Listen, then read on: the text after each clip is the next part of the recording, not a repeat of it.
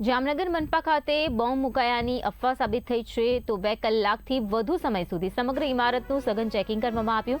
તપાસ દરમિયાન કોઈ શંકાસ્પદ વસ્તુ નથી મળી આવી ત્યારે સુરક્ષા એજન્સીઓએ અંતે ઓલ ક્લિયર જાહેર કર્યું। મહાનગરપાલિકા દ્વારા ફરીથી સામાન્ય રીતે ખુલ્લા મૂકવામાં આવ્યો છે। આજે જામનગર મહાનગરપાલિકાને ઈમેલ દ્વારા ધમકીભર્યો ઈમેલ આવ્યો હતો।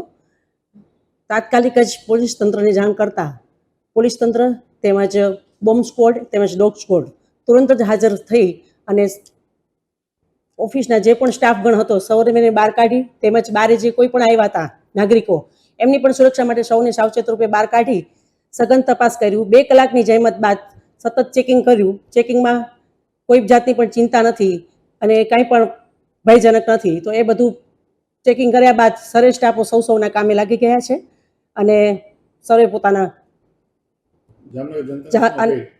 અને પોલીસ સ્ટાફ તેમજ બોમ્બ સ્ક્વોડ સ્ટાફ અને ડોગ સ્ક્વોડ જે છે એ સર્વેનો હું ખૂબ ખૂબ આભાર માનું છું કે તાત્કાલિક તેઓએ પગલાં લઈ અને સમગ્ર કોર્પોરેશનનું ચેકિંગ કરી અને સુરક્ષિતના પગલાં રૂપે એ લોકોએ